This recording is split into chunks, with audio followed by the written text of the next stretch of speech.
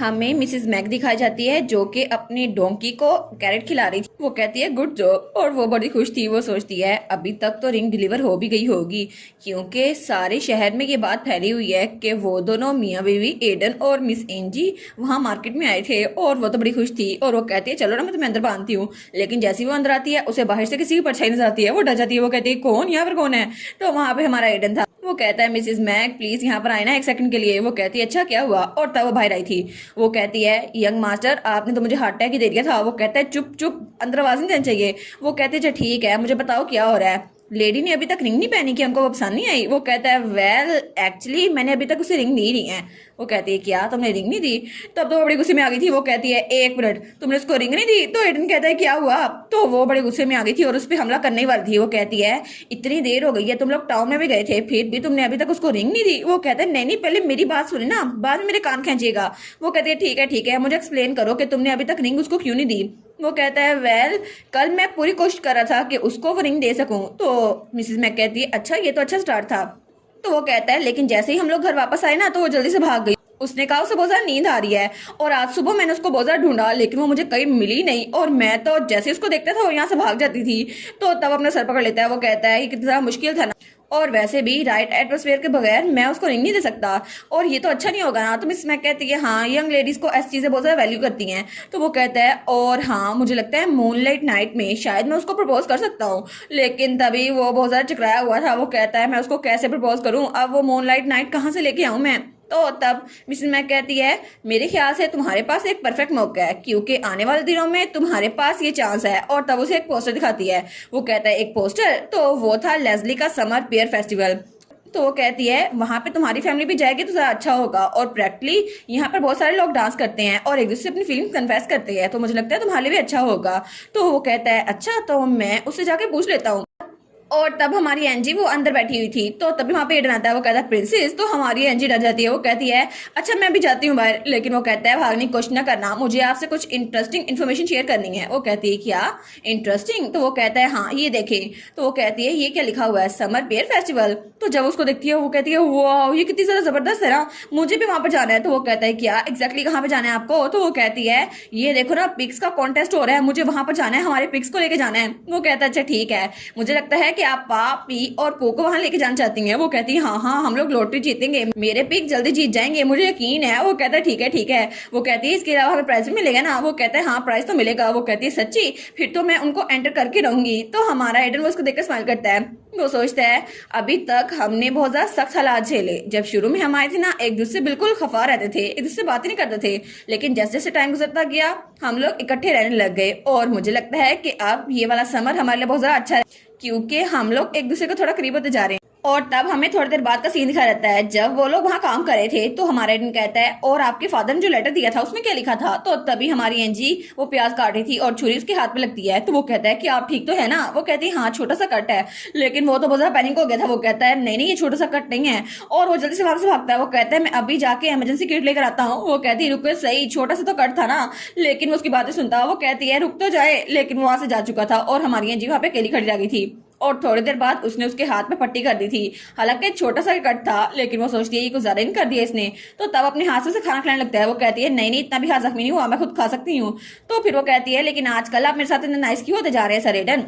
तो एडन कहता है क्या कोई रीजन चाहिए मुझे अपनी वाइफ के साथ थोड़ा नरम होने में? तो वो कहती है नहीं पहले तो आपने कभी मुझे वाइफ की तरह ट्रीट नहीं किया। वो कहता है हाँ मैं हमेशा से करता था लेकिन अभी मैं थोड़ा ज्यादा अच्छा ट्रीट कर रहा हूँ। वो कहती है हाँ लेकिन फिर भी मुझे वाइफ कहना बंद करें। लेकिन वो उसे कहती है और आप मुझे लेडी कहते रहते हैं, ये कुछ ज्यादा अजीब लग रहा है और आपकी आवाज भी बहुत ज्यादा मीठी होती जा रही है आजकल। तो वो कहता है तुम्हें ये पसंद नहीं है और वो तो थोड़ा सा उदास हो गया था। तो हमारी एंजी कहती है नहीं मुझे ये बिल्कुल पसंद है, मैं ऐसा कुछ नहीं कह रही थी, आप मुझे पुकार सकते हैं। वो कहता है आई सी, तो अगली बार मैं अच्छे से कोशिश करूंगा कि तुम्हें अच्छे से बुला सकूं। वो कहती है लेकिन आप मुझे लेडी कहना बंद कर दें। तो वो कहता है ठीक है, तो फिर मुझे तुम्हें क्या बुलाना चाहिए? और तब वो सोचता है, वो कहता है क्या मुझे तुम्हारे नाम से बुलाना चाहिए एंजी? और तब वो ब्लश करा था। वो कहता है अब से मैं तुम्हें एंजी कहूंगा। तो हमारी कहती है क्या? और तब वो सोचती है ओ नो मेरी हार्ट बीट अभी थोड़ी तेज हुई थी, लेकिन क्यों? तो तब वो कहता है क्या ये ठीक रहेगा क्योंकि हम लोग इतने वक्त से साथ रह रहे हैं लेकिन एक दूसरे को अपने नाम से नहीं बुला रहे? तो वो कहती है हाँ ठीक है, हाँ मुझे लगता है कि हम लोग को ज़्यादा फॉर्मल हो रहे थे। वो कहता है हाँ हाँ ठीक है। तो वो कहती है जैसी आपकी मर्जी वैसे करे। वो कहता है हम इस टॉपिक पे आए गए हैं तो आप मुझे एडन ही कहें, मुझे सर एडन ना कह के बुलाएं। वो कहती है लेकिन मुझे सर एडन कहना ज्यादा अच्छा लगता है। तो वो कहता है लेकिन आप कह तो सकती है ना। तो तब वो ब्लश करके कहती है एडन, तो हमारा एडन। वो भी स्माइल करता कहता है हाँ इंजी। तो हमारी हीरोइन वो उसको देखती है, लेकिन वो सोचती है हम लोग तो क्लोज से क्लोज होते जा रहे हैं, लेकिन मेरे लिए उसको छोड़ना बहुत ज्यादा मुश्किल होगा क्योंकि मुझे उससे डिस्टेंस रखनी चाहिए।